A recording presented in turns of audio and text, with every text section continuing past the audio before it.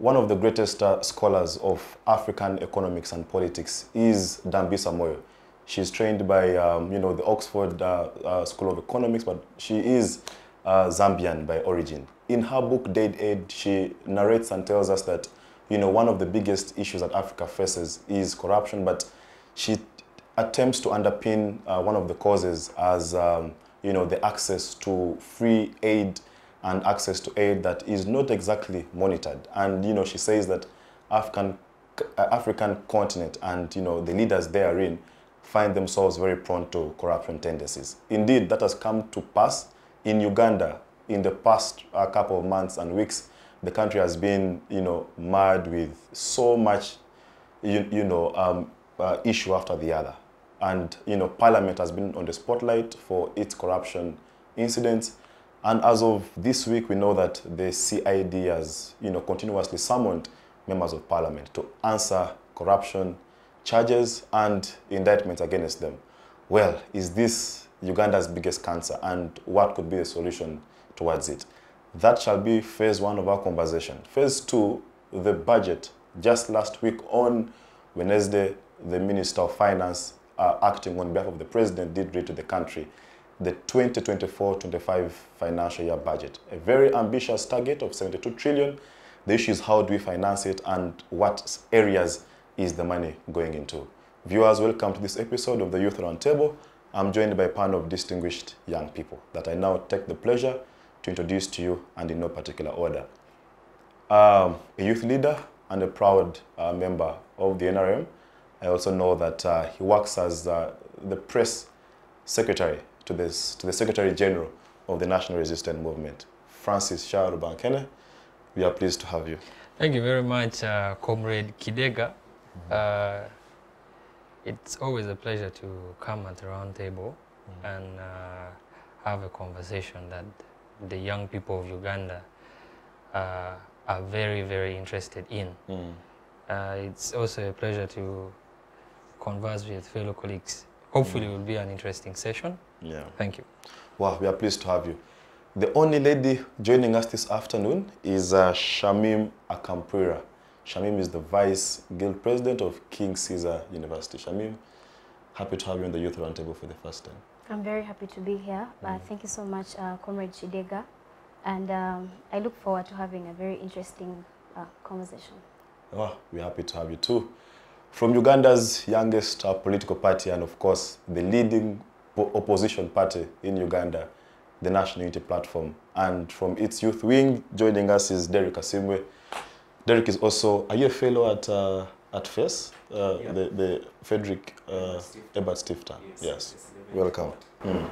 Ladies and gentlemen, firstly, it's a pleasure to be here, Comrade Kidega and fellow panelists. This is my first time here, and I'm looking forward to having a fruitful conversation towards matters of national importance.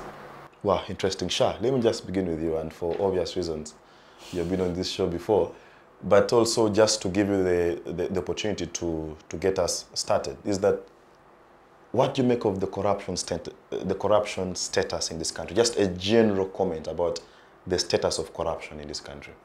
Before I even go into answering that question, let me take you back in history.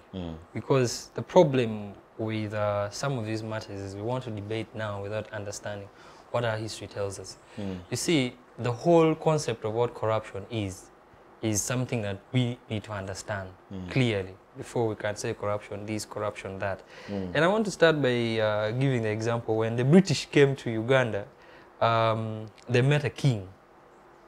And I think you know who the king was. So by that time, the king was the kingdom. So the British started telling him, you need to differentiate between your personal money and that of the kingdom, which was a very new concept to him. So he asked them, I told them, I am the kingdom and the people. So what are you trying to tell me? You see, right now, the concept of corruption is that a leader has got his personal money or his personal assets. Then there's the public funds. By then, it was not in existence. Now, we go ahead again, that again, moving forward, there was a moment when a a fellow Muganda took the king to court, saying that the king took his wife. So, but the constitution of Buganda by then says that I don't know Luganda, but it would say that the queen feeds on its own. So the king could take any wife he would want. In Uganda, if you took someone's property, right now it would be either robbery or in one form corruption. But post-colonial rule, we realized that in the Obote we saw a certain level of corruption where, you know, the tool of power, the tool of military power was privatized, in fact personalized. And so they had a lot of military corruption that properties from the people, the citizens, were taken and then sold to them by the military. And they used that a lot. And in such a government, we saw a breakdown of the economy and all that, and the same kept on happening in the Amin government, where the Kagwa people and then the Nubians, where the people were really enjoying the privileges of the country or the government by then, because I mean it is their government, you see. Just as the whole concept would now be that if Comrade Kidega is an Acholi becomes a would-be president, the Acholi people will feel like, you know what, you should now promote our, you know, our culture. But in the current concept, it will be taken as nepotism. You get? So the concept of corruption, looking through our history, became a bit questionable because of our heritage and where we came from, our leadership system in Uganda those days. You get? And right now, as we even move forward, it is actually until when the NRM government took over power on the 24th of January 1986 that we saw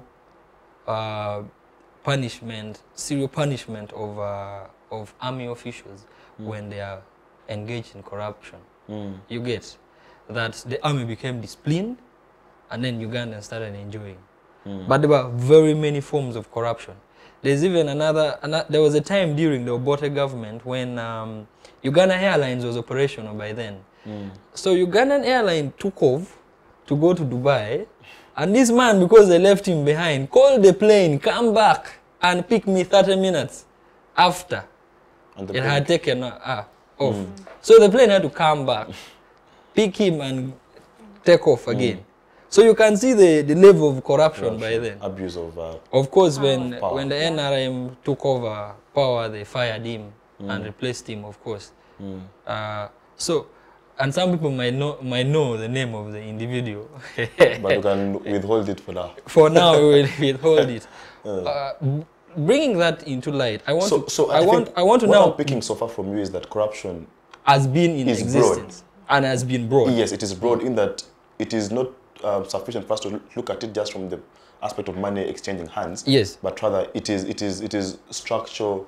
It is through how jobs are, you know, offered and things like that. Yes, and it has been over time, pre and post-colonial rule of Uganda.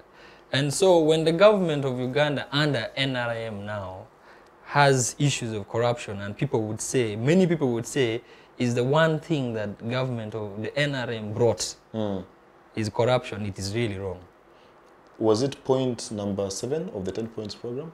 It is one of them. Corruption. I think it's point number 7. Yes, it is one of them. But of course, you know, my point here is that it was not brought by the government of NRM, but rather we found it in existence, and we're fighting towards ending it.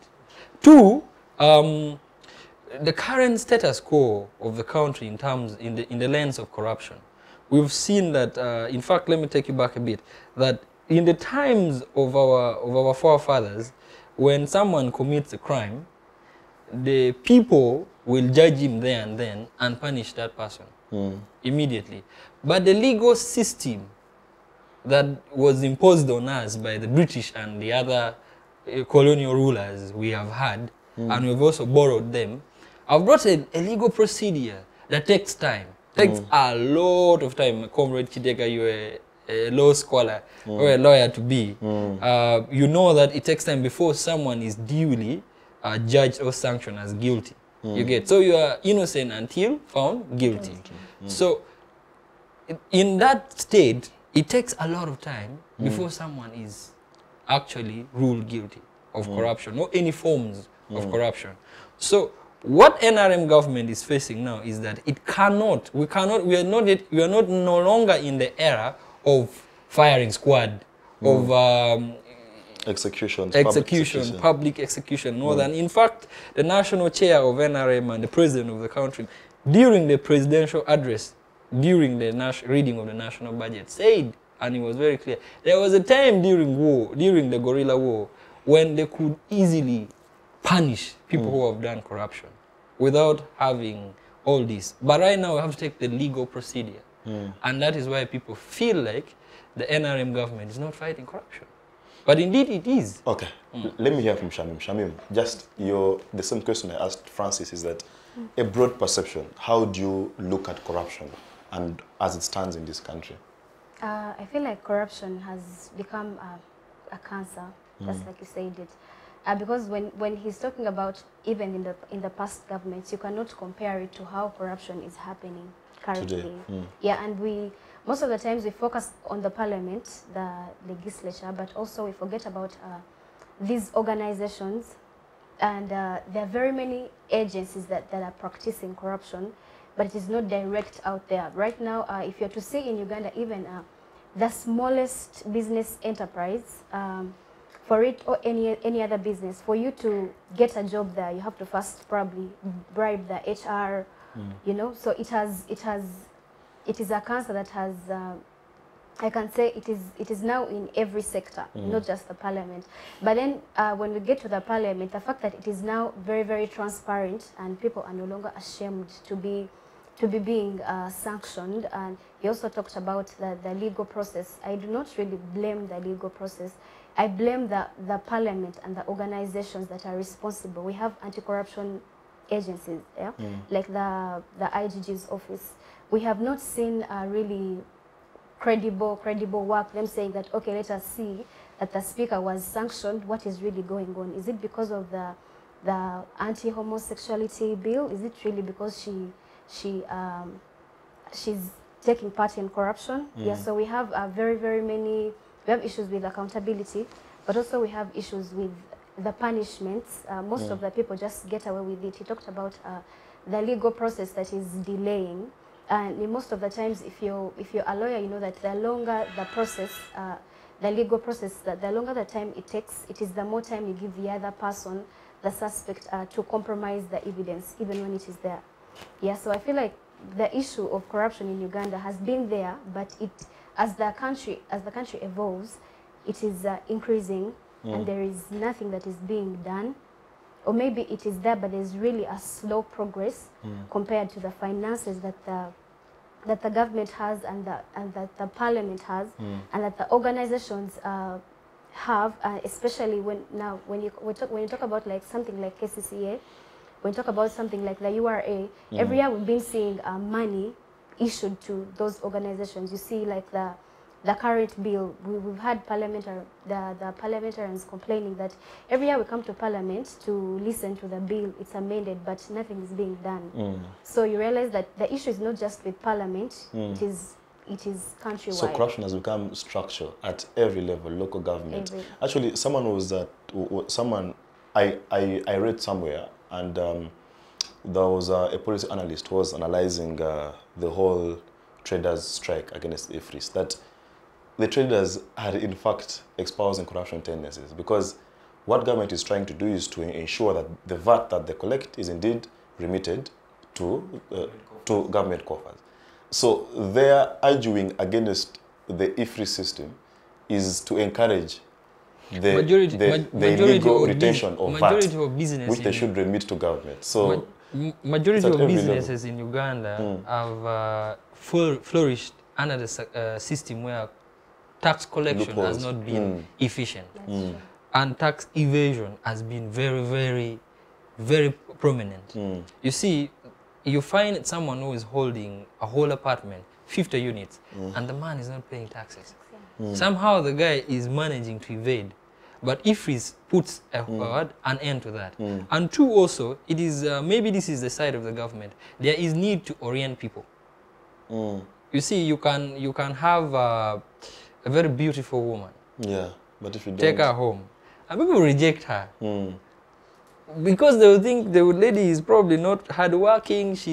But so when you must prepare the population. Yes. You must continuously sensitize them Yes. about the benefits of them, participating in some of these government whatever initiatives. Yeah. But just to allow Akampurira finish her point, and as you do so, you mentioned something about institutions, and you mentioned the IGG. But isn't there an actual contradiction? Because now, if you ask yourself, which institution is charged with the mandate to fight corruption in this country? Is it the IGG? Is it the State House, the anti? And there are so many institutions trying to do the same thing. So, who supervises the other? Who has the mandate? Isn't that redundancy also a loophole for the corruption, culprits to get away with it? No, I think the issue with very many agencies and organizations and institutions being able to have the authority to fight corruption is because they want them to come together.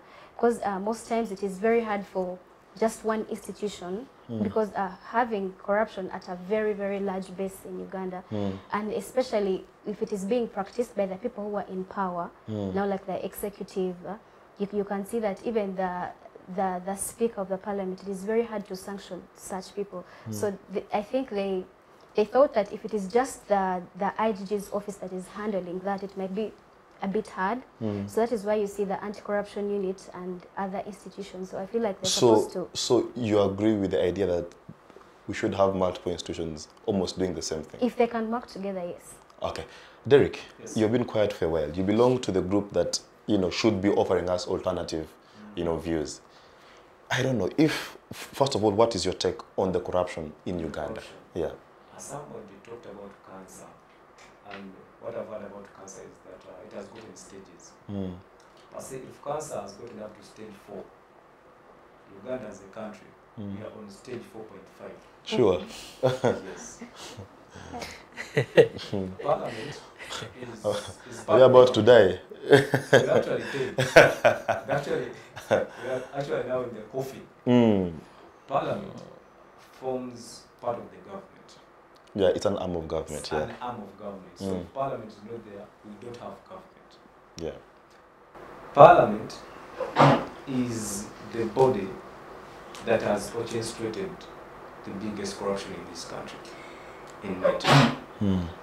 Because considering only this term of the 11th Parliament, we have had sagas from Mabati. We had goats. Some people taking goats. Lubowa. Lubowa.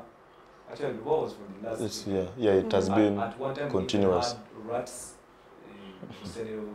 buying each rat at 8 M, something like that. Got at 7 million. Come to Atiak Sugar Factory, and come to corporate social responsibilities, come to service hours. I think in terms of performance, this is the parliament that has brought the biggest corruption out.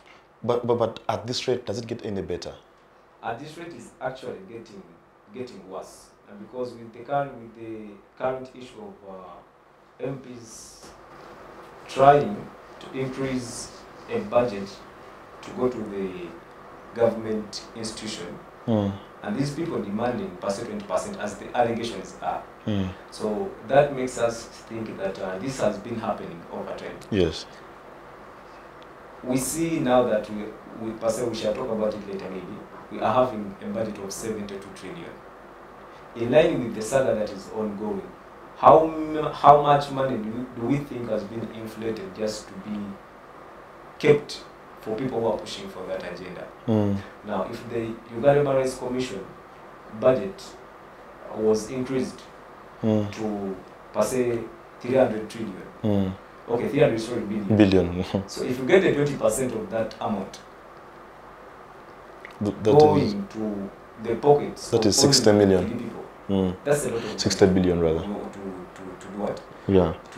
So this parliament is the institution that has let down Ugandans at the largest scale. Okay, and I hear what you're trying to say. Yes. But is it, and I know the topic is sort of trying to shine a light on parliament, but to be fair to parliament and to the country at large, is parliament where the problem is? Because there are those who think that parliament is only a rubber stamp, like they only do what the other side is pushing. So is it, are we limiting our analysis by only looking at parliament? Now we are limiting our... Or is it because indeed it is them who pass the budget, it is them who oversee, it is them who debate the, you know, so they are the midwife of the budget framework. Okay, you see, maybe that is why we hold them in high regard. But in terms of the actual real corruption, in government, MDAs, ministries, departments, there is massive corruption. Yeah. Okay, let me get back to you. In the executive, like, God. Yeah, but yeah, please continue. The Parliament of Uganda is the only way the people of Uganda exercise their power. How do we do that?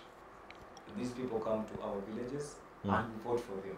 If we vote for them, that means we have given them authority to vote on decisions that pass in Parliament. Yes. So the Parliament will put it a spotlight much than the other organs because we directly interact with them. So now, if this Parliament is the one that passes all budgets of any commission, ministry, body, department, ministry, and anything. Yes, they appropriate. Now, we are here having a Parliament of 557. Is it 557? 57 legislators. These legislators are all just there scavenging. Where am I going to eat next? These members of Parliament, what they only care about is where am I going to get extra funding. Can I just buttress your point? Is that, you see, if you go to the UK, Boris Johnson? There was a PM at some point who resigned because his job as a journalist was earning him more money than him being Prime Minister of Britain. He resigned and went back to writing. He was writing a column in the is it UK Daily? Just the column alone was earning him so much money. Yes. So he said, no. So there, politics attracts people who actually want to serve. Because in politics there is no money. But I think here it is the inverse. The politics is attracting businessmen, like people who just want to make money in the shortest time possible. So the question maybe to ask young people is that how can we reverse engineer that? That for someone to have interest in serving this country, they should not be motivated by the benefits. By the benefits attached. Well, this Parliament that we have now, it passes every money that comes from maybe the judiciary, the other arm, and even the executive. You see, it is the one that passes even the classified budget and everything. It even decides its own salary. It is a permanent body actually. It decides its own salary. What I think that can be done is going back to the drawing board. We are a country of 47 million people as of 2022. There is no need for us to have 557 legislators. India as a country has gotten around 545 with billions of populations. But Uganda as a country, I think we need to go back to the drawing table. I think this is a tactic done by the other yellow side to have numbers and just pass everything they feel they like. Gerrymandering. Yes, I just need them at least to go back and say, let us have at least 2 legislators in each district. Now we're having how many districts? Is it 139 something? 150 actually. And you find every district is having 4. Yeah. A woman member of parliament, if this district is having 3 constituencies, see that is all money going bureaucracy, taxpayers money. And also there is an issue of commercialization of our politics. That's If someone is going to contest per se for an area membership or parliament, if you don't have 1 billion shillings, then you don't even need to start. But aren't we also part of the problem with the people? Because when the MPs come to campaign, okay, when the candidates come to campaign, it is us who say, please, give us. That's because it has become a norm. It has become a norm now. You see, it is the tendency of this government to impoverish, to make us, the citizen, vulnerable. So government So has we made are its people vulnerable. vulnerable deliberately. We are poor by design, not by mistake. Sure. Because poor people will be easily stumped. Manipulated. We can be easily manipulated because there is no way even, I will use the instance of my mother who is in Kidega district. There is no way I'm going to bring 20k to her and tell me, please give me that vote. And she's going to refuse. There is no way.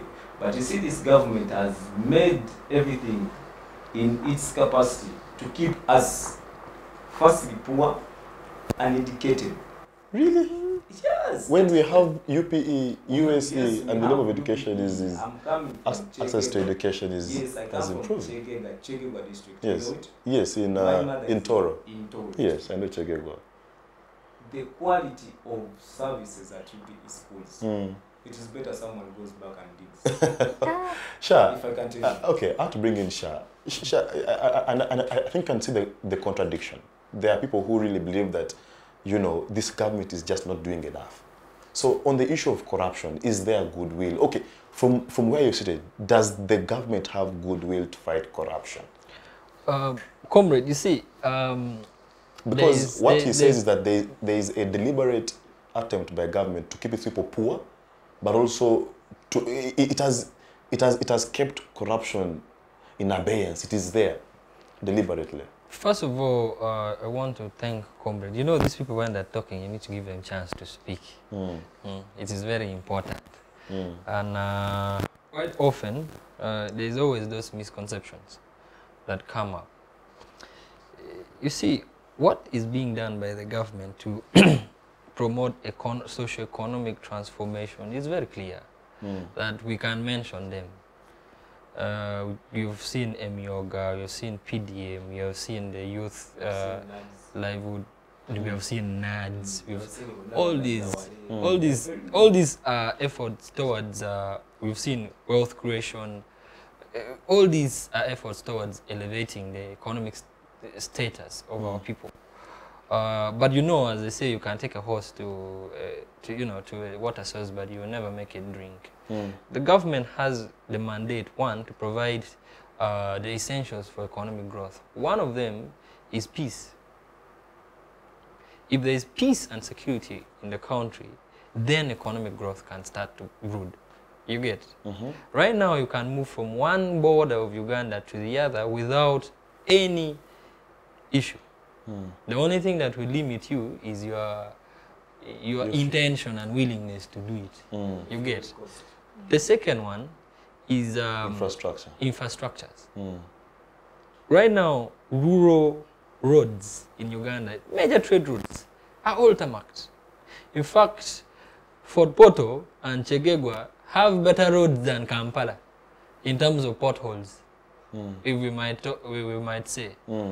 You can drive from Kampala to Gulu purely on tarmac. True. You can again drive from Gulu to Hoima to Kidega, Ibanda, Kidega, Fort Portal, purely on tarmac. You get? On top of that, the government distributes money to its population, distributes seedlings, because the government of Uganda understands that the major backbone of our economy is agriculture. And that's all of that. And then someone will have the boldness to say the government is intentional about keeping its people poor. I don't see how. Because some of these things should speak for themselves.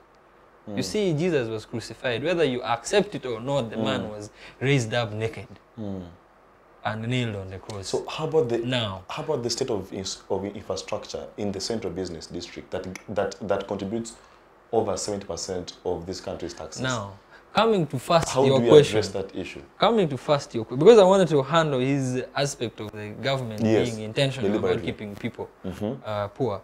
The next question was on corruption. The fight of corruption. Yes. Is there good political will? Yes. I believe very much there is goodwill. Political will to fight corruption. You see, we need to understand the nature of our government. This is a government that came into existence through guerrilla war. Our president being someone who knows how to tackle things in a very clandestine manner. He came in through guerrilla war. Yes, which is still okay. Which is still okay. Which is lawful. Which is the Hans Kelsen or whatever theory will tell you that. No, the Hans Kelsen theory tells you that if you can overthrow a constitutional order through a popular, initiative, and you have people agreeing and adopting to a new, legal framework and a new political order, it is a legitimate process. It is a natural process. So if you look at the previous government, like the Obote government, where the man abolished the constitution and put his own, NRM did not do that. Yeah. Also but even that what Obote did was lawful. Also too, we look at a period where, you see, in the Obote government, and this is something I want to make very clear, in the Obote government, it was the technocrats who were corrupt during the Obote government. Very corrupt. Today it is who is corrupt. Today, both parties are very corrupt. You get? And that's the fact. Because corruption in Uganda is, as they say, it has become a cancer. It is a cancer. I don't agree with stage 4.5, but it is because we don't have stage 4.5. We might have stage 4B, C, A. But you can see there is political will. By the time we are seeing some of these actions being put in place, where they're being summoned and questioned, because as we have so many institutions also here and there responsible for investigating and bringing them to the rule of law, there can also be misunderstanding. I think, and also this is where I have a problem of having very many people, very many institutions fighting the same thing. The problem is, yes, our government believes in the multiple fronts of fighting, a problem, but the problem there is that these can also be weaponized to become something that is used against people. You get? Now, the same way it can also be used as an umbrella to protect others. That if CID is making a claim that Kidega has embezzled 500 million, but Kidega's aunt is the what? Is the chairman or is the director of State House Anti-Corruption Unit, he can run under that and find some protection. You get? So some of these old fronts might become problematic. Oh, but I think what people like Derrick are asking, and I believe many Ugandans, is that you have a minister who is implicated in the corruption of Gavi funds meant for AIDS patients. The same individuals are appearing in the next cabinet reshuffle. All right? You have a prime minister who is, implicated in Temangalo scandal, and they resurface in the next government as still a minister. So that's why people question, where is the political will to fight corruption? If those who are implicated in corruption are instead elevated and praised, then where's the goodwill? Comrade, first of all, your legal system, you're a lawyer. Yes, I tend to believe that there is a certain level of evidence that can tantamount to a warrant of arrest. You get? Before someone is actually arrested. You might know that this one here stole the chicken. But if you don't have evidence to show that they have stolen the chicken, you can't arrest them. The cases I'm giving you went up to sentencing. The accused individuals were convicted and sentenced. They were convicted. Gavi funds. They were convicted. They were convicted. But still, anyway, I know you don't speak for the government, but you see, the point is we must acknowledge that, guys, there's a problem in this country. And I'm not defending them. This is where yes. you might get me wrong. I'm not defending them. As a youth, I know the consequences we face if we encourage corruption to happen or to continue and grow. You get? Because, I mean, these are people who are playing around with our futures. And then, not just that, they are providing leadership that would in fact, groom the next corrupt officials. True. So it becomes problematic. But what I'm trying to say here is that sometimes, yes, the government can't, the people have become so powerful. This is something that we must accept. They have become so powerful that they can't be touched. You know, the rule of the system of I carve my own power and I am there. You get? No, not the system of Gambano.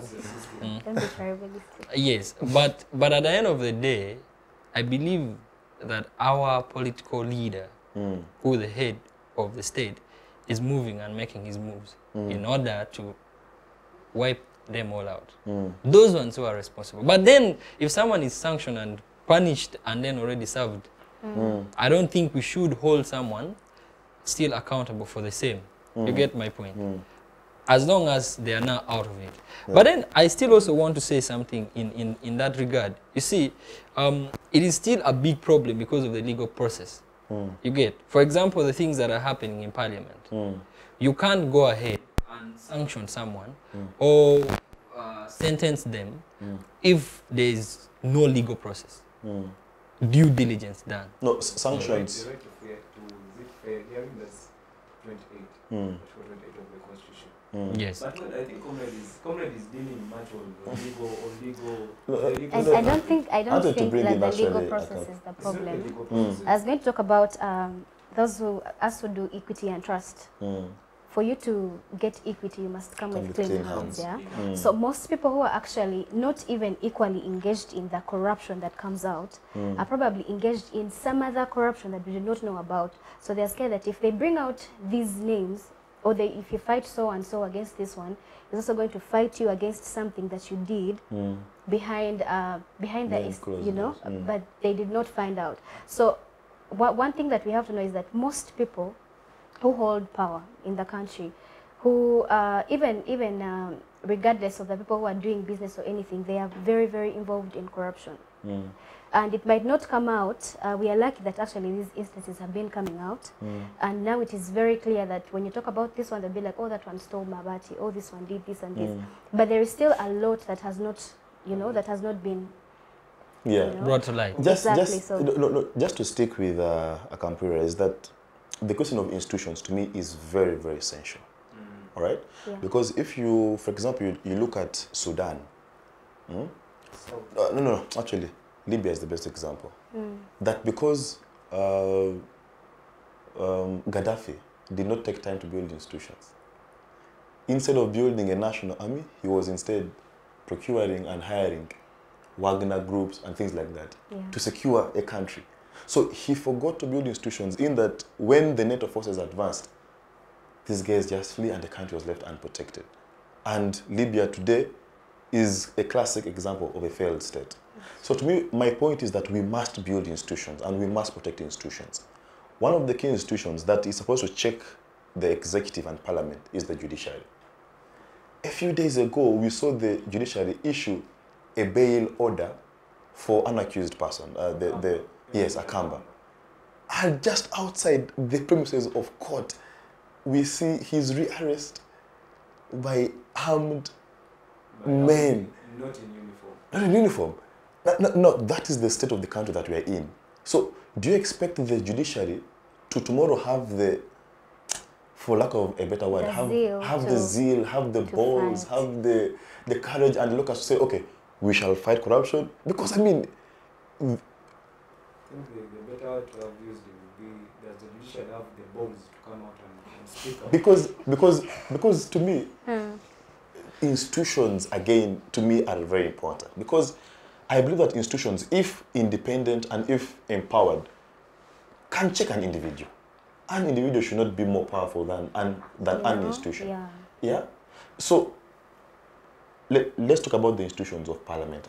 Are they independent? The judiciary, is it independent? The IGG is appointed by the president. How do you expect that person to, bite the hand that feeds them? The State House Anti-Corruption, whatever unit, is appointed by the president, supervised by the same. And investors protection. Yes. So are these institutions independent? I think one thing that is really, really very clear is that these institutions are not independent. Unless you're trying to say the president is corrupt. No, Because No. the reference of appointment here is to the Has president. been, Yes. no, but that's the truth, by the way. Most of these heads of these institutions have been appointed. It is like, They are appointed, but the way Comrade brings it up is that they're appointed by the president. Yes, And So he's the do one you who appoints expect them The office of the to president. bite his hand? they cannot. Unless you're Just trying in to the say... case he is corrupt. Just in the Actually, case he's corrupt, do you expect them to you know?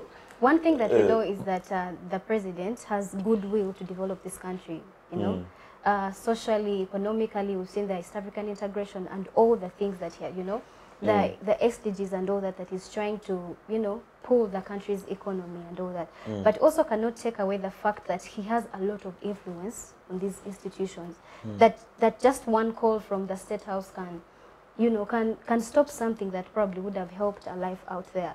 We have very many institutions. I'm sure like something like the IGG's office, there's a possibility that there's actually information that has been found out by that institution, but cannot come out simply because there's a call that has been made that says do not publish that. That will, you know, that will ruin our name as a political party or something. Yeah, so I feel like there's number one, there's a dependency on the people with power. Every person who, especially like in the current Uganda, he talked about something called Gambanogu, you know, that you definitely know you can actually go to somewhere and just give them a contact of one person and get your way like that. You can be caught in any crime, let's say corruption, and you just tell them to call someone, or you tell someone to call them, and you get away with it like that. And it does not go back to, I think it goes back to like punishment. That is one. When you're to see, number one, the Constitution and all other acts, you know, other acts of Parliament, there's limited punishment to the people who have been caught in corruption. So you think corruption should be a capital offense? It can be. Did you see a video that was going around of a man who said they should give him money to cut heads of people who are caught in corruption? I mean, it looked... that's how bad it is. Like that's how bad it is. And you could see his passion it. to actually kill people just to end just one cancer in the country. One of the reasons why we now see corruption cases so much in the light is also because of government efforts to fight them. Let's not forget that. Government efforts to fight corruption and the causes of corruption. No, my point is put them coming to light. You get? Because as I've always told you, I've told you from the beginning that corruption has been in existence. But coming to light of now. Parliament was through the exhibitions. Was that government? Exactly, yeah. You see, all fronts of all efforts to fight corruption can still be accumulated and then put as government. Because at the end of the day, there's freedom of speech. Freedom of speech. Yes. One of the things is that if the population is so cynical, the population can't help the government end wrongdoings. But if the population is given the platform to not be cynical, to speak out, that is government work. And we should appreciate the government of NRM for giving people the freedom of speech. Now, government has created an enabling environment for people to... That is one. The next thing now is that the question is it really true that this happened? And how? And that is not a responsibility of government. And can the government make sure that the people who are involved in these criminal acts do not go free? You get? But in order to do that, there is a process through which it has to be done, which because of our nature of the nature of our society and the way we used to solve problems those days, we want immediate action. You get? Mob justice. Mob justice system, right? Which is not happening now. Because even if tomorrow they said Comrade Akampurira was caught in, she's the vice president of King Caesar. She embezzled some guild funds. They will not... I would not expect the University Council of King Caesar to immediately dismiss her or stuff of her sort, but first have substantial evidence beyond reasonable doubt. Give her a fair hearing. Give her a fair hearing, and then rule on the matter, which is the same thing that is happening now. To say that it's NRM government would be wrong, but I do not support corruption in any form, anywhere. Of which, of course, if the members of parliament in their various capacities occupying various roles in parliament are involved, yes, they deserve to be put to justice. They must. And I believe very much that NRM government wants that to happen. And even with the people, in fact, we demand it so, and it must be. Because you see, someone like Derrick will tell you that when the allegations of the commissioner's corruption came up, their party took immediate action and fired their commissioner. Our NRM, up to now, has still not said anything. Even if they are mere allegations, at least let them step aside so that they investigate. Let them, let them step aside. Because I think in the public service, okay, it might not apply here, but I mean, like the principle of, okay, you are being accused of this matter. We are not saying you're guilty, yeah? We are not convicting you. We aren't being prejudicial, but okay, step aside. For let a us moment, investigate. Yeah, that's true. And then if you have no Yes. yes. And if you have the NUP took drastic action, threw away Mpuga outside. NRM, the commissioners are still there. I want to... It is now the NRM MPs inside who are now attempting to throw away these commissioners. But the party has packed the whip on them. That is what Ugandans want to see. You know, that carrot, a stick and a carrot, yeah? Like, get the stick and crack it on these guys, who, even if they are mere allegations, take action that gives confidence in the people that, okay. Let me ask the NUP people one question. Now, if due for a short break. Honorable Mpuga is cleared of all this, is found innocent, what will they do now? They have a new leader of opposition. They have literally distanced themselves from Mpuga. And also at the end of the day, we can't say that the removal of Mpuga is purely because of this one act. But rather, it can be a power play. That the head of the party decided that this man has become too powerful, my challenge for my position. And it can be that police. But of course, you know, those are the unwritten intentions and all this. But still, about the question that you asked me, this is just, you will get the time to answer. But about the question of whether or not, why is NRM not there? And I want to repeat what the Secretary General one time said, that government of NRM, or even NRM as a party, has structures in place. And the leader of the NRM party in government is the what? Government chief whip. So we do not extend, as a political party, extend to parliament and start acting there. We act through the government chief whip. That is why the party as itself wrote to the government chief whip to provide substantial explanation of what is happening and what is being done about it. You get my point. That is recorded, that is actually on record. And when that happens, NRM has its ways of correcting its members, and is clearly stated in our constitution as NRM. But if you talk about as government, then that's a bit different. That's a bit different. Okay, we are due for a short commercial break, but at least what I know is that justice delayed is justice denied. We need that investigation that concept can be argued out. To happen quickly and action taken against those people to build confidence in the population. We are due for a short commercial break, but just keep it tuned and see you shortly. Digital rights are those human rights and legal rights that allow individuals to access, use, create and publish digital media, or to access and use computers, other electronic devices and telecommunication networks. Digital rights include a right to freedom of expression, information and communication through technology, a right to privacy and data protection, a right to credit for personal works, a right to universal and equal digital access, a right to identity, a right to anonymity, a right to be forgotten, and a right for protection of minors, among others. The state's digital rights are frequently violated through various unfair actions, for example, blockage of websites and social networks, theft of credentials, unauthorized use of people's data for personal gain, privacy intrusion, online censorship, arrests and intimidation of online users, internet blockages, and the proliferation of laws and regulations that undermine the potential of technology to drive social, economic, and political development worldwide. It is hence every citizen's responsibility to respect rights of other digital users and to speak out or report to the responsible parties when one's rights are violated.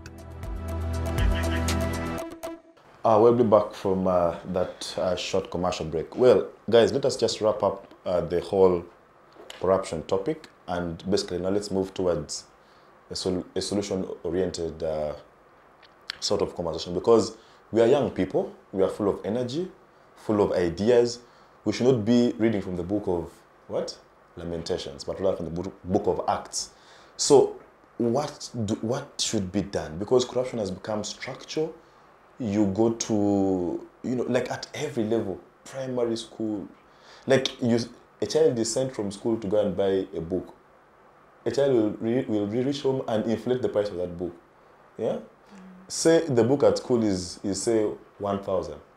He will tell the mother 1,500. The mother will tell the father 2,000. So the cycle just continues. So how do we break that cycle, Derrick? Okay, thank you. Something I wanted to say the other time is, you see this Parliament losing its powers and Parliament losing its sense. It did not start with this AAA person. This AAA person is just a child who was born in corruption. The real corruption in Parliament started in the regime of Right Honorable Rebecca Kadaga. In the regimes of Rebecca Kadaga, it's where we saw the executive raping the Parliament of this country. We can speak to the constitutional amendments. First term limit. 2005? 2005. No, was it 2005? Yes, 2005. Come to age limit. That was 2017. That is where the populace of this country lost hope in Parliament. So what can we do to reduce this kind of Parliament? I believe that constitutional consolidation, having a constitution that is having power, having a Ugandan constitution than the NRM 7 constitution will be a solution to all these kinds of corruption.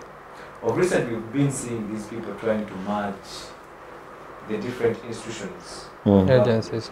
But now it has again, some did succeed and others did succeed.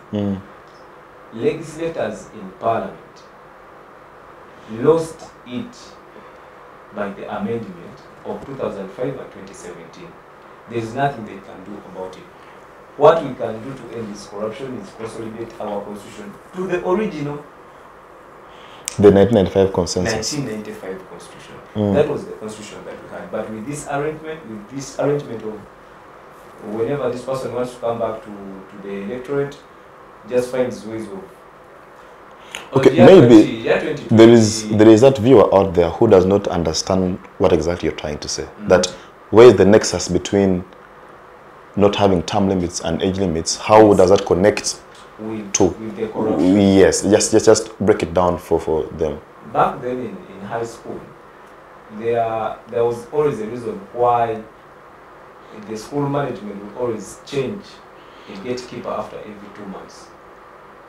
We, the students, used to get used to these gatekeepers, and we would easily escape from school to go out. But in every 2 months, whenever they bring a new one, you will take a whole month to get used to that security guard. By the next month, you start trying to get a gate pass for free to go and maybe get some. We used to escape to go get a commando, By the time you get used to this gatekeeper, there's a new one. There is a new one. So, we being in a system that there is only one person at the top for the 38 years, I believe now for the 40 years, if you can add. Do you think Rwanda condones corruption? What's the stake of corruption? The stake of corruption in Rwanda, I think there is much good political will in Rwanda than it is in this country. For how long have they had their leader? Well, for some maybe 20 years or something. More than that. More than 20? How many?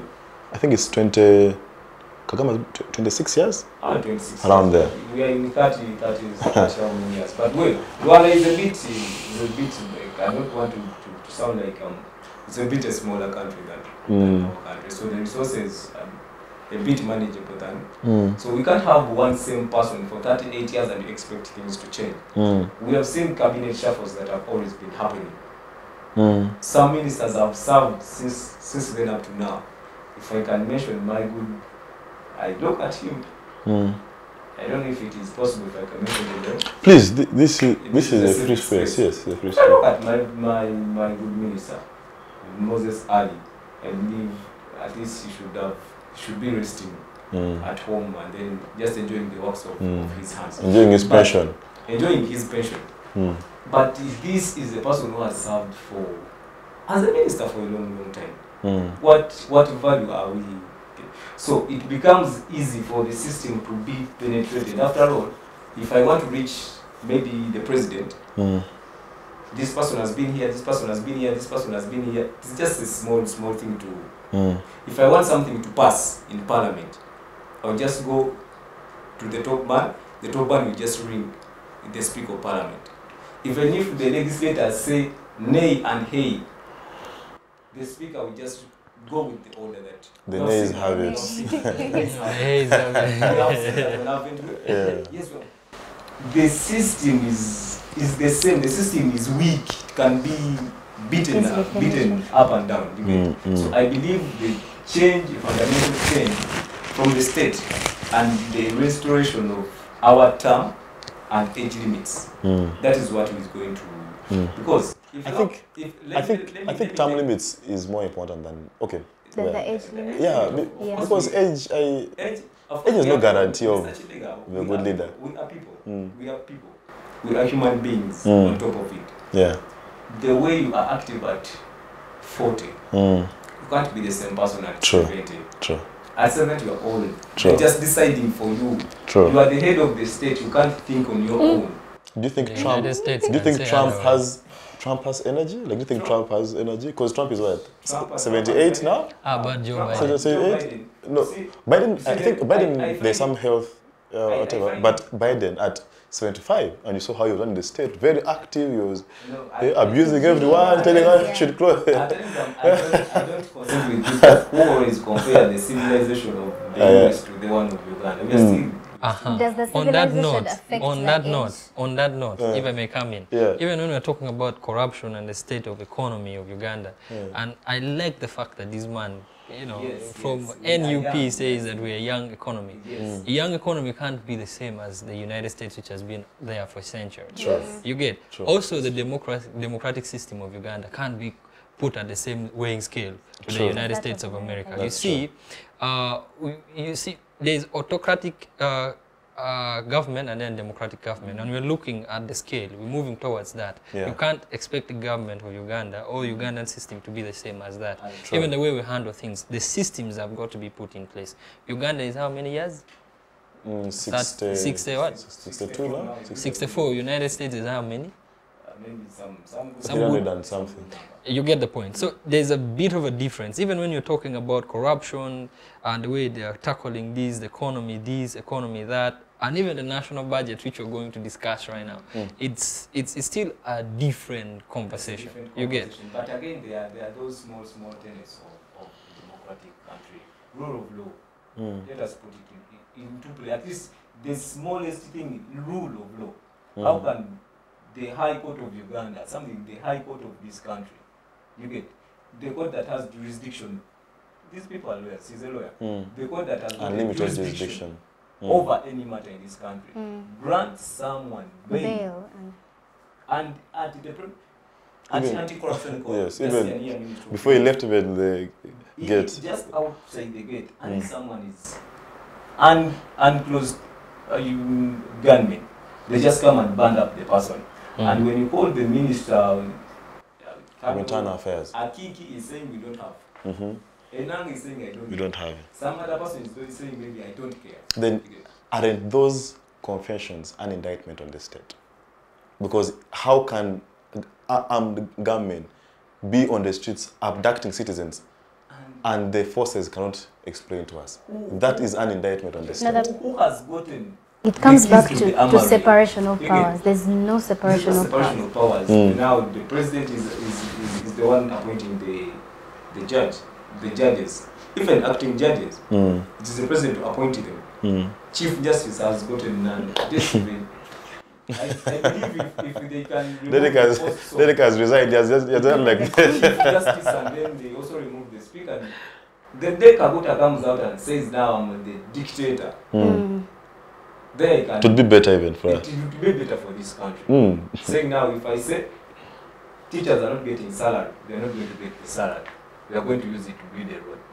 Better. But now the issue comes back to when it gets to be dictator hiding under the constitution. I don't consider my constitution a constitution. I just have a paper of it. I move with it everywhere. But even if I look at it like this is just some other paper to read. Because the two safeguards were taken totally broken. The guards are not there. You get? It's like someone who I don't know if I can say someone, if once you lose virginity, they don't want to get it back. That's the state. Me, I'm still a virgin.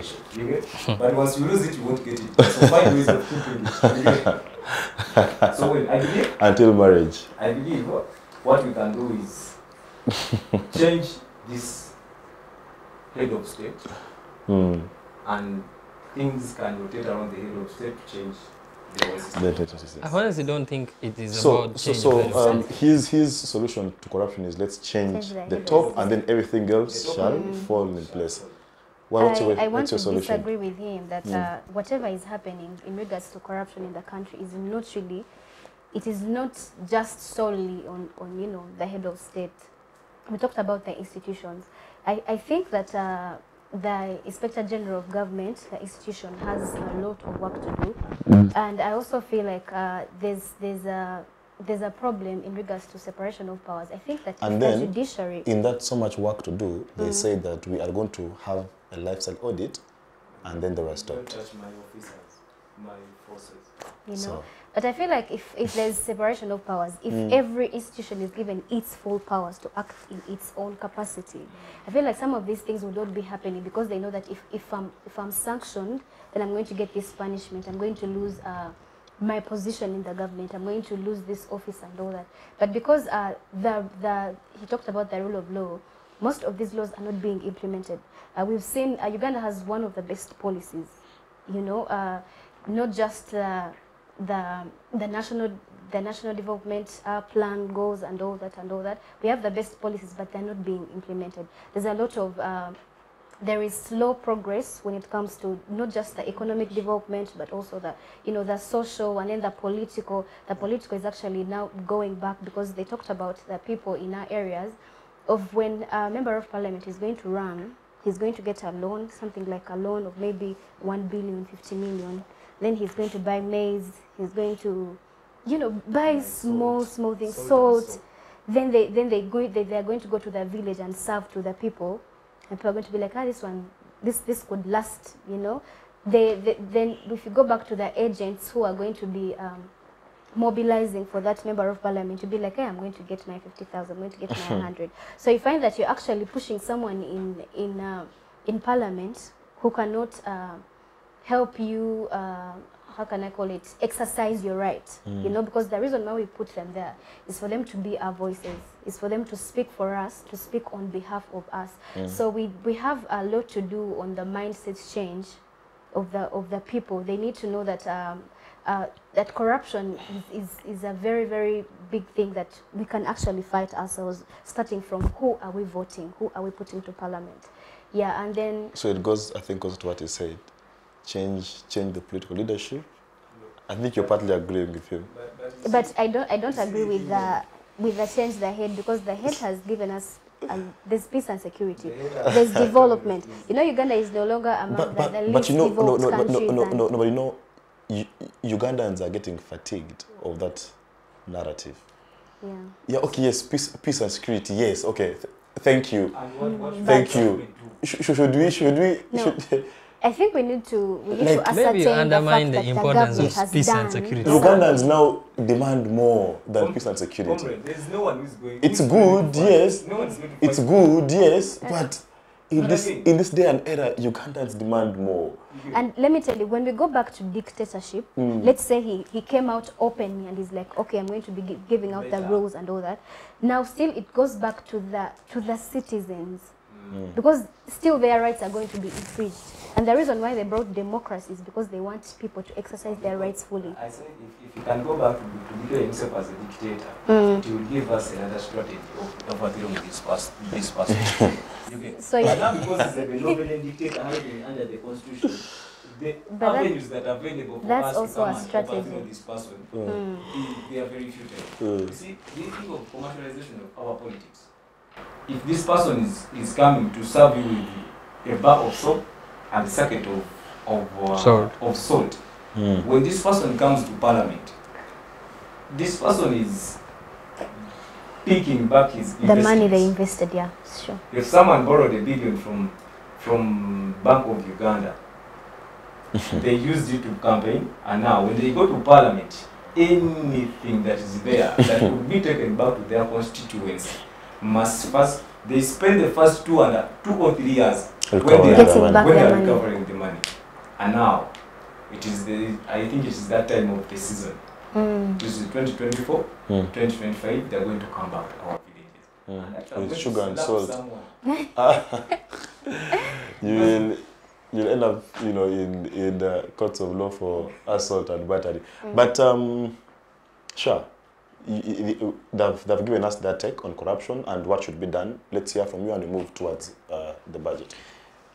Okay, first of all, one of the causes of corruption is lack of exemplary leadership that we see in the Obore government, where, the constitutional removal and all that. And then in the NRM government, we are having a situation where our leaders are so much involved in, as they say, self-interest.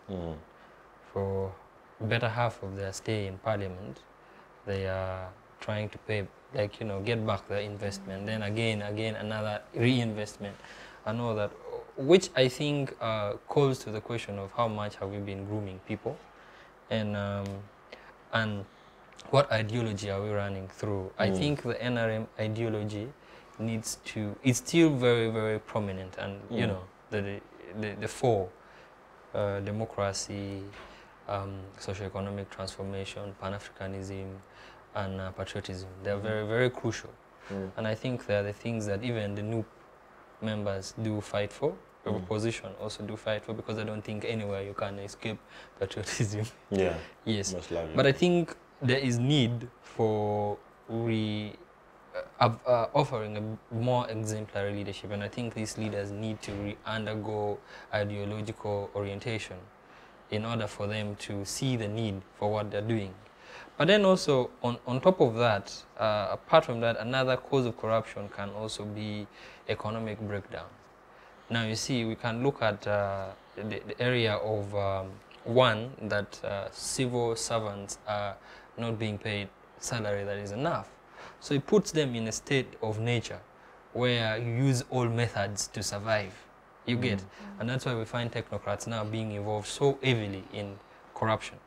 Focusing just on parliament alone is a bit minute in my thinking. Of course, it's the one which is, of course, in the spotlight right now. But other places of corruption is more extreme. So for me, I think government should, and in any case, raise government workers their salary with time. You get? Basing on time. Before you say this, and very many people will probably argue that it can bring inflation and all that, which is not if the government is paying that salary using the tax revenue. You get, and not borrowing. But at the end of the day, I think that it's crucial also, because if Kidega is working with Civic space and he's only getting 20,000 for a talk show, but the man has to travel back and all that, Kidega will look for any ways of surviving, Yes. If you want to appear here, you must have given me some thing. So that I can give you the platform. And some of these things are the causes of corruption that we are having. You get? So government needs to be looking into this and all that. Another thing that I believe can be, of course, a solution to corruption, which, of course, I will not be cognizant of time, is the idea that there should be deterrence. You get? The way NRM managed to bring discipline in the army, you get, to remove corruption from the tool of coercion and bring discipline in the army, the same way NRM can. I think the UPDF court-martial is very extreme when it comes to being undisciplinary, unprofessional, and they're very, very clear on the matter.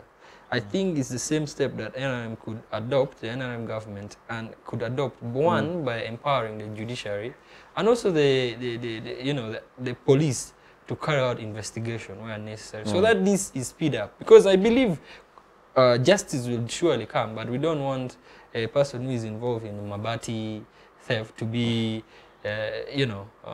sanctioned or sentenced to a punishment 5 years later on. Yeah. Yet we could really, of course, justice is served, but it's not in time. Sure. You get, so I think government needs to increase the speed at which they are working out these issues.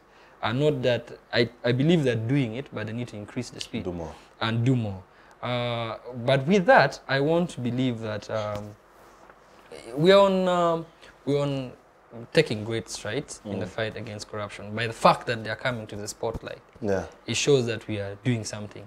In other governments, people were very blunt about misuse of office and resources. I gave you an example of the man who called a plane 30 minutes after he took off to come and pick him alone. In the government of NRM, you cannot do that. Yeah. You really can't. Okay, guys, we need to shift gears, but just to wrap it up is that we need to change the political leadership. I think what I pick from you is Uganda is like, it's a castle built on a wetland. Very good laws, but the foundation is very weak.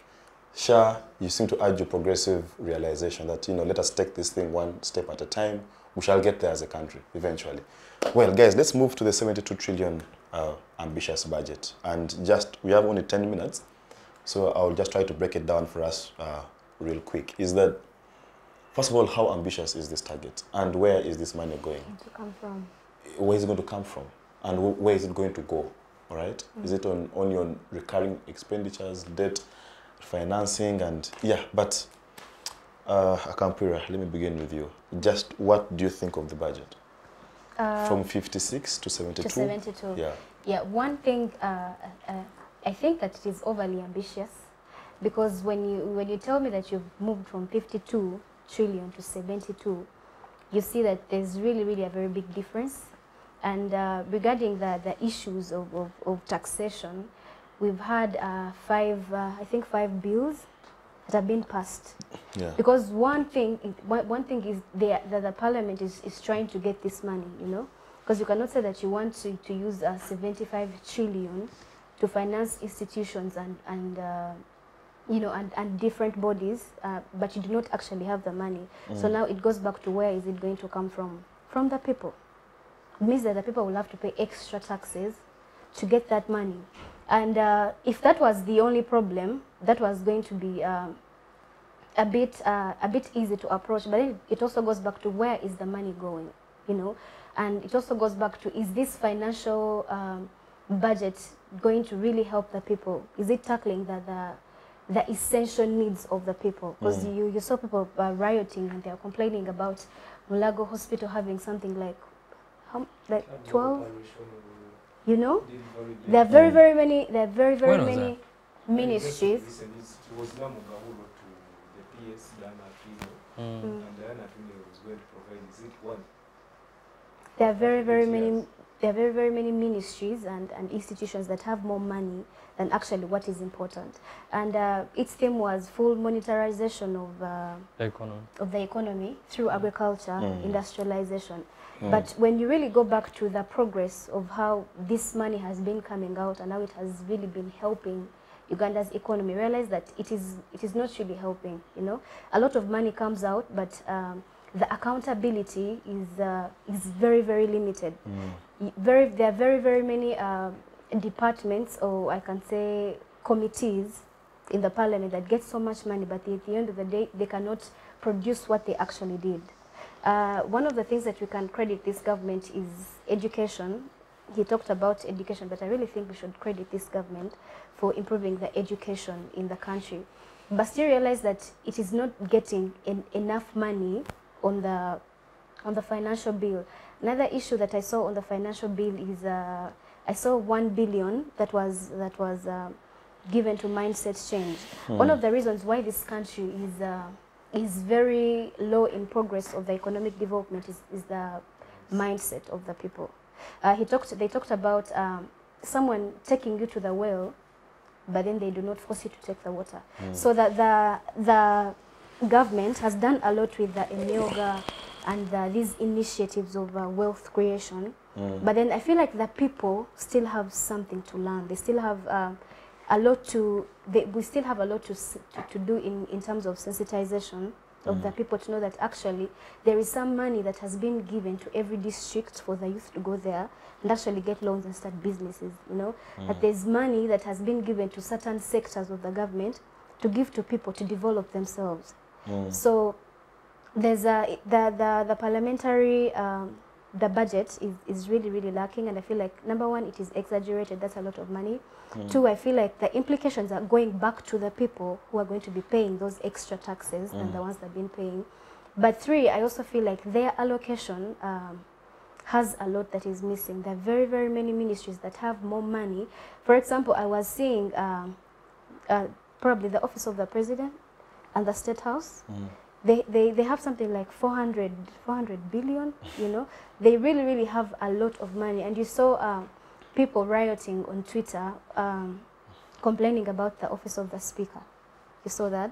So it is really demoralizing if people have actually, the leaders that we have entrusted, you know, our power into, they have the guts to actually come out and in public and show that, oh, actually we are taking your money, but it is okay because we are going to pass this bill no matter what you think. Yeah. And we have seen instances like currently in Kenya, I think there are riots outside the parliament because they are rejecting the financial bill. So it means that it is not even just in Uganda, it is in probably the whole of East Africa, minus Rwanda, because they cannot really come out. We talked about the goodwill of the people, but it also goes back to the dictatorship. So I feel like it has already been passed, yes, but there's a lot to do, and Ugandans should be aware that they should be ready to release the money to finance that bill. Yeah. Derrick, speaking about releasing the money, I don't know, you look at our tax regime in Uganda, it is a progressive tax regime that you pay as much as you earn. But the question of URA and its tax administration strategy, is it about deepening the tax base or making it more wide, like creating more taxable avenues? Well, like, what do you think can enable URA? Because I think for me the ultimatum is that we need to reduce on our both domestic and international borrowing. We must begin to get to a point where we can finance our own national development. I think that would be a good place for us to be. Because if you look at the current budget, so much money is going into debt refinancing with so much interest and what. So, yeah. So, I don't know, let's speak about where the money is going to come from, but also your comment on the budget. Well, this is the first of its kind in the history of our country. Definitely it is over exaggeration. Like someone who has been in primary one, wanting to do exams of PLE, that's very possible. Definitely that person will fail miserably. Kenya's GDP is almost 2 times ours, but their national budget is less than ours. Just for context. Even the Kenya shilling has got a lot of value than our money. Well, before this budget was released, the debt burden of our country was at how much? 89 trillion? 97 trillion. 97 already? 97 trillion, according to the Office of the Auditor General. The financing of this budget, the biggest part of it, is going to come in 2 bits. Firstly, borrowing is going to take the biggest part. We are going to borrow all this money. Actually, we are borrowing more than 60% of our budget. We are borrowing 36 trillion shillings. It's what we are maybe, I think borrowing, or is it what we are borrowing? But we are borrowing a big percentage of the budget. The money is expected to come from the tax base of this country, which is a progressive form. The more you earn, the more you pay. But obviously, the Daily Monitor made an article where they said most employees in Uganda, they earn less than 200. It's an article in the Daily Monitor. Sure. The Daily Monitor. So less than 200. 100,000. They are earning 200,000. Oh, 200,000. Most of them earning. A day? Yes. A day? Per day? No, per month. Okay, if it was 200,000 per day. That's going to be too much. This finance is going to come, the finances that from borrowing, taxes, and grants. Grants as in the form of donations. I believe our viewer will need to know what 1 billion is in our currency. So 1 billion is Akawumbi. 1 billion, if I can break it in millions, 1,000 billion, 1,000 millions make 1 billion. Is it like that? I believe it's like that. So, there has been misappropriation, just like she has said, of these funds. The Agora discourse, I follow it on the Twitter, showed that the money that is appropriated to State House is much more than money appropriated to general hospitals. All included, Chirudu, Mulago. The money that is being appropriated to security. Exactly. I saw it was around 9-point-something trillion. But hey, I'm asking myself, well, we need the security as a country, and it has been taking a lot of our budget. But are we at war? What are we fighting? Are we in war? Are we at war with our neighbors in East Africa? I'm not saying fight. I'm not saying war in the country. They are financing the wars in other countries. Maybe we are financing wars in any other to country. help I always DRC contest and on Somali. the classified budget. What exactly is it that is classified? When we were starting, Comrade talked about public money. I want to inform Comrade that there is nothing like public money. There is taxpayers' money. Which is the public? No. There is taxpayers' money. There is nothing like public money. Because they have a narrative that it is public money and therefore they can use it in any way they do. They feel like. But when you value it as taxpayers' money, this money is paid by people who are working for this government. The government is actually not working for the people. It is the people who are working to sustain this government. So, as I conclude, this budget that was released of 72 trillion and stuff is totally unrealistic and unattainable. We can't attain it. We can't find it. We are in fantasy. I want Mr. Museveni to calm down himself and his counterparts in the speaker to make targets that are within our range. The targets we can achieve. Cut your cloth according to your... So cut your coat according to your cloth. Yes. And they should also walk the talk. But we have oil money coming up, so maybe. Is that what they're targeting? Is it what they're targeting? To the finance. Because you see, this oil money, when you look at it, this oil, they are trying to push it, that agenda. But when you look at some articles that were published by the papers, foreign countries are having the biggest percentage of it. Total. And of course that is money going to be repatriated from to France. And where are we going to benefit? The oil is going to be processed, I don't know where. To Tanga, they're just building the pipeline. So we are just going to extract the oil, put it in this thing, we'll take it. France and Total will come and take their 60%, and we shall meander around the 40% between the three countries. You get? So this budget is totally unrealistic. It can't be attainable. I want the team, Kasaija and his Minister of Finance Planning and Economic Development, to calm down the excitement. You see, this man called him the PSST, Permanent Secretary to the Treasury, Ramadan Gold, was a very vocal person before he joined the system. Right? But now it's this same person appropriating money for donations than the money supposed to do the real work. That's why I believe that it is the whole system to be turned down, and this budget is not really attainable. Shaa, your own comments on the budget and First where of all, the money I want to from. start with the aspect of we are not at war. Our borders are very safe. You see, during the border government, actually during the Amin government, Kampala was very cantankerous place to stay and do business. The economy was down. So the elite of Uganda chose to go to the periphery of the borders of the country, and they had very boosting businesses there. They had ranches, cattle farms, coffee, cotton, and they would smuggle them outside the borders.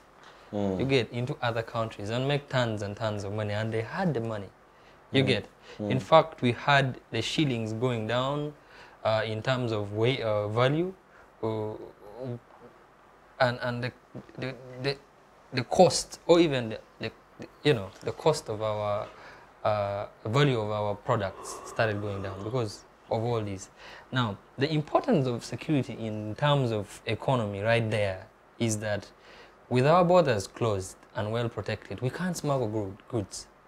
So all these go back to the national pool of revenue collection at the end of the day, because anything produced in Uganda if should be exported, taxes must be collected out, or even inside. You get, at the end of the day. Recently, there's an article which was released. Actually, it was that Uganda's biggest export has shifted from coffee to gold.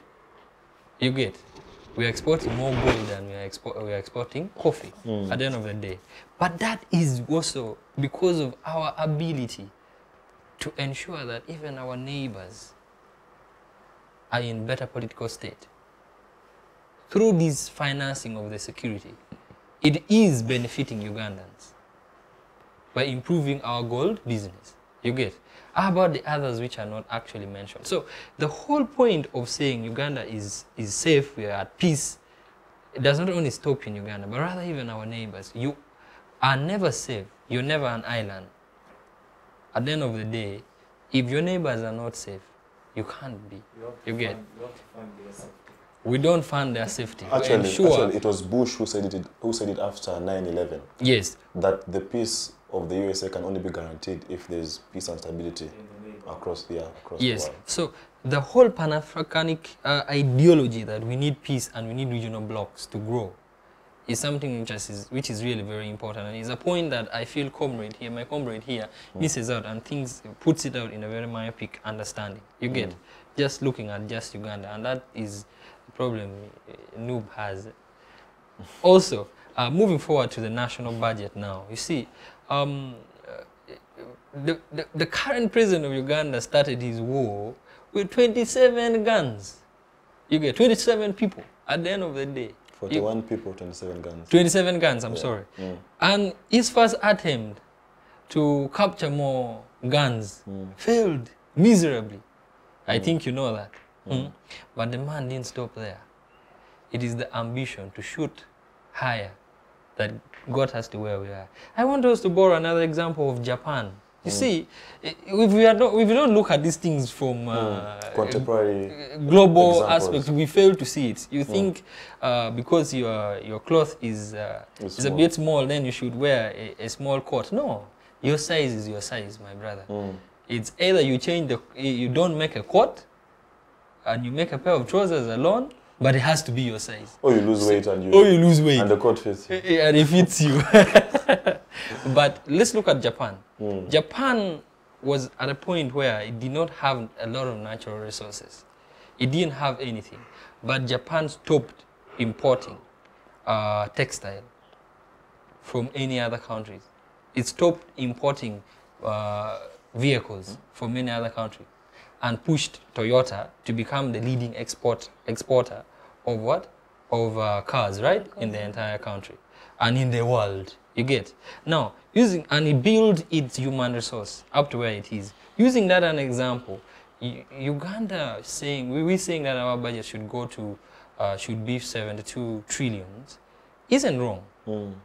We have systems in place that can allow the collection of that much revenue. The problem with revenue collection has been that we didn't have a system that would enable very efficient revenue collection, of which right now we have issues. Now, two, over time, Uganda's tax collection has had a problem, even in the Amin and border government, that, first of all, the tax collectors were very, very corrupt. You know, and I think we have stories about them. They would go and capture people's chicken. And there are songs and songs about tax collectors all over. That they would collect people's, you know, for them, for personal gains. You get? So it is about improving the system of tax collection and ensuring people are not evading taxation. That then we can realize that number. And then talking about the national debt, we're at $24.1 billion in tax in debt. You get.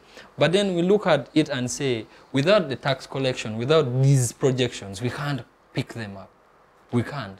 We need to improve our economy, and we need to boost our economy in order to reduce the taxation. In order to reduce the what? The debts. You see, Kidega, comrade, is that you're not going to stop borrowing if there's need. But also borrowing is not detrimental per se. Yes. USA is one of the highest indebted countries. The question to me is, how do you use the money that you borrow? At the end of the day, yes.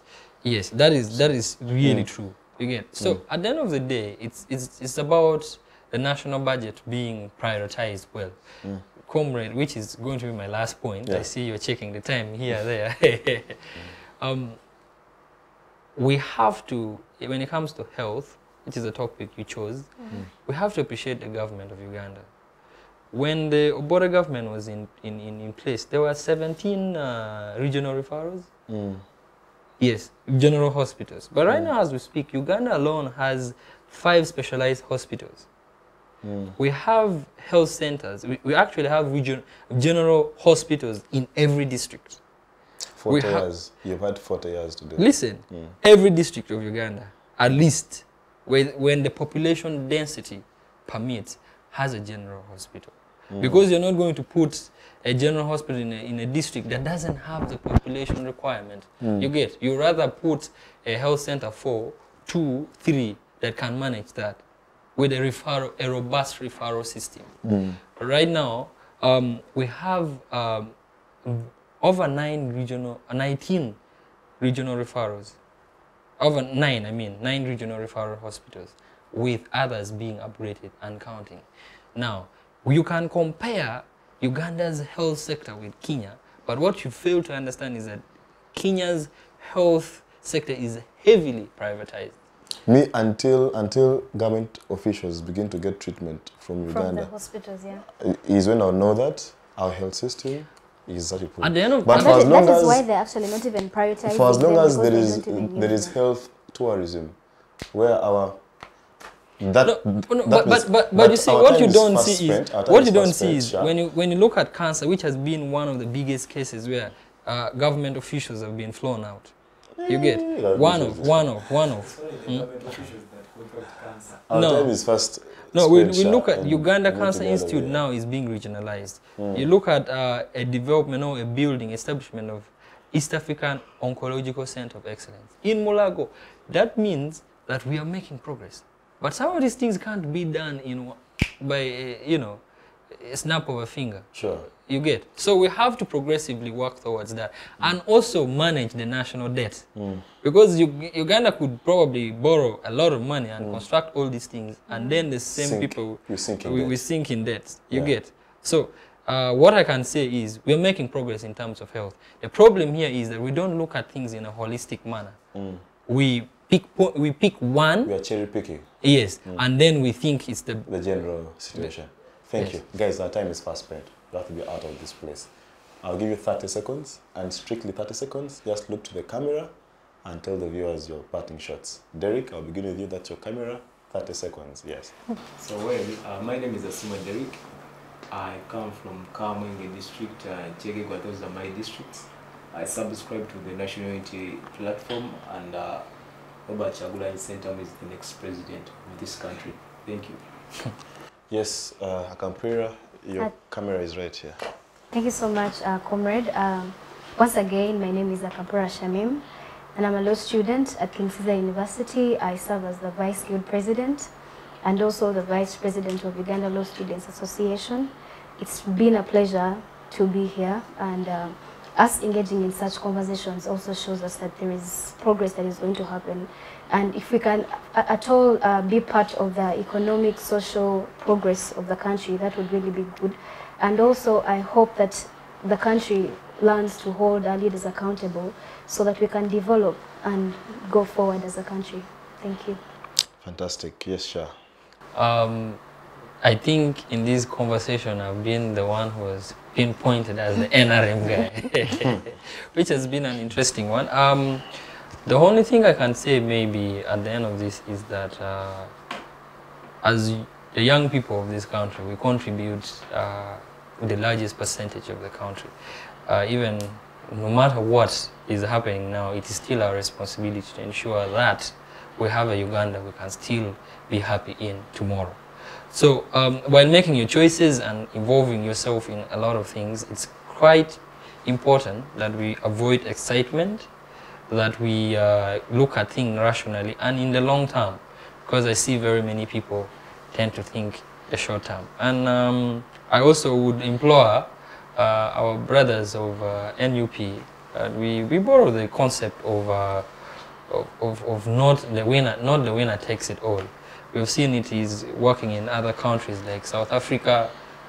Now that government has to, the ruling party has to partner with other political parties, and that prevents, the ultimate power or absolute power that comes with winning an election or being in charge of a country. And it's something that I hope our political opposition or political parties that are opposing the government could come to terms. VP has set the ground, and we welcome you. Okay, very interesting. Thank you, Shaa. Thank you, Akampurira. Thank you, Derrick, for your time. Of course, the technical team, Bree and the rest, Ronnie and the rest, thank you for ensuring that our viewers get this show right on time. I'll remind you again of the words of the late Reverend Desmond Tutu, that just do right in whatever you do, whether you're a parliamentarian, you're a farmer, you're a public servant, you're a technocrat somewhere. Just do right. Eventually, that small right will overwhelm the world. Until next week, same time, same place. Bye-bye.